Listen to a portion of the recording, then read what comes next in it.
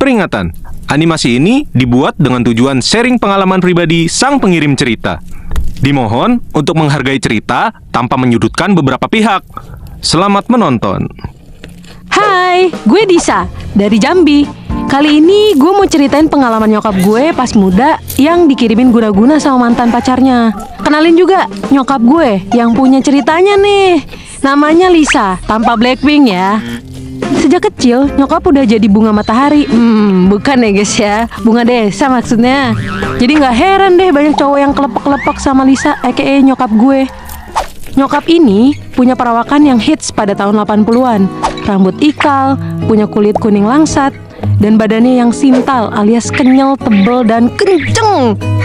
Nyokap gue sering kali dapat kiriman surat dari cowok-cowok sekitar rumahnya. Isi suratnya gombalan maut gitu, tapi nyokap nggak termakan sama gombalan mereka karena nyokap tuh udah punya bokil. Ciu. Dari sekian banyak yang ngirimin surat, nyokap masih setia sama pacarnya, namanya Dodi. Mereka udah ngejalin asmara lumayan lama sih. Dari awalnya mereka ketemu di layar tancap, berujung deket, jalan-jalan bareng, naik sepeda, sampai akhirnya nyokap ditembak sama si Dodi, dan mereka jadian tuh. Nyokap sama Dodi terpaut umur yang lumayan jauh, sekitar 10 tahun. Saat itu nyokap gue baru menginjak usia 15 tahun, sedangkan Dodi udah 25 tahun. Pernah nih, suatu hari Dodi ngajak nyokap gue untuk nikah. Dodi bilang, "Dek, gimana kalau kita nikah aja? Aku udah mateng nih pengen nikah."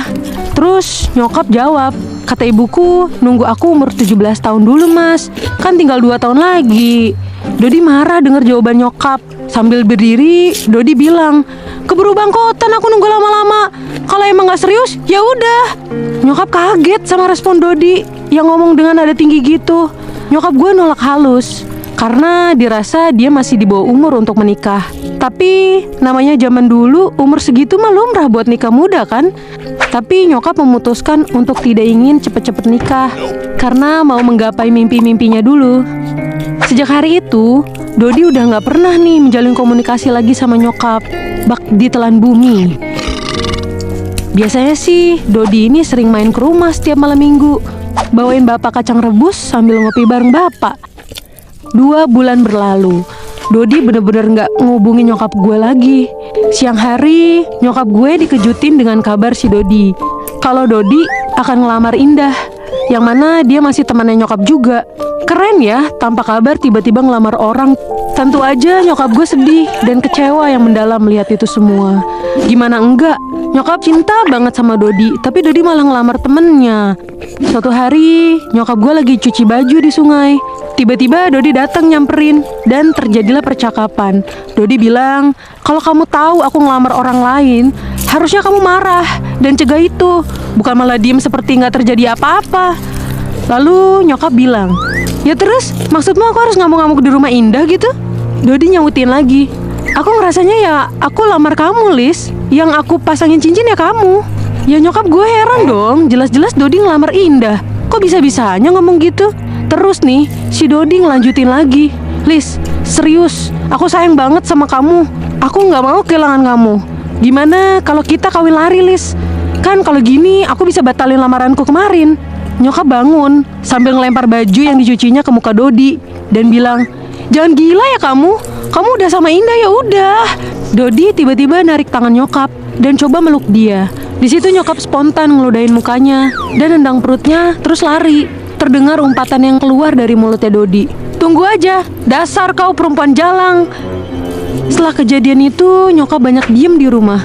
Rasanya gak mau keluar rumah, takut ketemu Dodi lagi katanya. Lalu suatu malam sekitar pukul 2 dini hari, terdengar seperti suara lemparan dari atas rumah. FYI, zaman dulu atap belum kayak sekarang pakai seng. Masa itu masih pakai atap genteng dari tanah liat. Bunyinya bruk. Suaranya itu sampai ngebangunin kakek nenek gue. Kakek ngecek ke atas genteng, tapi nggak ada apa-apa yang mencurigakan. Lalu mereka lanjut tidur. Paginya, badan nyokap kayak meriang rasanya. Panas banget di area perut. Rasanya nggak berhenti sampai 3 hari. Dan lama-kelamaan perut nyokap membesar, kayak orang hamil, tapi badannya kurus kering. Karena berbagai pengobatan sudah ditempuh, dari dokter hingga ustadz, kakek gue kemudian bawa nyokap ke orang pinter. Orang pinter itu nerawang dan ternyata bener dugaan kakek gue. Nyokap kena teluh atau sering kita kenal dengan santet. Dukun bilang ke kakek, mau tahu yang bikin anakmu begini? Tapi di sini saya hanya bisa menyebutkan ciri-cirinya aja ya. Kakek gue kemudian bilang, boleh pak, sebutin kayak gimana yang bikin anak saya sampai kayak begini. Kemudian si dukun jelasin ciri-cirinya. Kata dukun itu, badannya jangkung, rambutnya lurus, bermata coklat, dan kulit kuning langsat. Dan kakek langsung kenalin dia. Ya benar, dia adalah Dodi, mantannya nyokap gue. Dukun itu juga jelasin, Dodi sengaja buat nyokap sakit tapi nggak sampai mati. Katanya biar nggak ada yang mau sama Lisa kalau fisiknya Lisa seperti itu. Dukun itu juga nawarin buat ngirim teluhnya itu balik ke orangnya, tapi kakek nolak.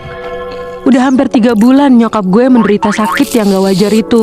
Malam itu, nyokap bermimpi ketemu almarhum kakek Uyut. Dalam mimpi itu, kakek Uyut duduk di sebelah pondokan kayu yang kecil sambil mengayunkan kakinya. Kakek Uyut tersenyum, lalu bilang, "Dok, kamu mau ikut mbah? Tapi ya gini, rumah mbah kecil. Kamu pulang aja ya, kasihan mamakmu." Kemudian kakek Uyut mengelus perut nyokap. Terasa sedikit hangat di badan nyokap saat kakek mulai ngelus perutnya. Kemudian nyokap gue kebangun dari tidurnya. Nyokap sontak teriak manggil nenek. "Mak, sini mak, perutku kempes mak." Dengan langkah yang tergesa, nenek nyamperin nyokap kemudian memeluknya sambil bilang, "Ya Allah, alhamdulillah dok, kamu udah sembuh." Setelah kesembuhan nyokap, kakek mutusin untuk magarin badan nyokap ke dukun yang terkenal di daerah Ngawi. Setelah 3 hari 3 malam menggunakan perjalanan darat, akhirnya sampailah nyokap di rumah dukun itu sama kakek. Nyokap gue dimandiin dengan air mendidih. Entah itu air apa, tapi nyokap gak merasakan panas sama sekali. Padahal itu air mendidih. Kemudian setelah ritual itu selesai, nyokap sama kakek pulang. Setelah kejadian itu, nyokap dan keluarga mutusin untuk pindah menjauh dari lingkungan itu. Usut punya usut nih, adenya kakek juga ikut andil dalam nyantet nyokap. Pantesan aja, sebelum kejadian itu adenya kakek minta foto nyokap. Katanya sih, si adenya kakek ini dendam sama kakek, makanya dia mau bantu si Dodi. Selang 4 tahun kemudian, adenya kakek sakit-sakitan kemudian meninggal dunia. Dan si Dodi, sekarang dia menderita sakit kanker darah. Terakhir, gue dan nyokap lihat badannya kurus banget. Kita berdua masih punya rasa iba. Tapi mungkin itu balasan atas perilaku dia yang nyakitin nyokap gue dulu. Pesan gue buat laki-laki di luar sana, belajarlah menerima kenyataan dengan lapang dada. Hidup ini penuh dengan pertemuan dan perpisahan. Kadang cinta tidak selalu berakhir manis. Ingat bahwa setiap orang berhak atas keinginannya akan hidupnya sendiri, tanpa paksaan dari siapapun. Dan cinta sejati tak akan pernah datang dari kekerasan. Ketika kita merelakan sesuatu dengan hati yang ikhlas, beban hidup terasa jauh lebih ringan. Sampai di sini akhir cerita gue. Bye-bye!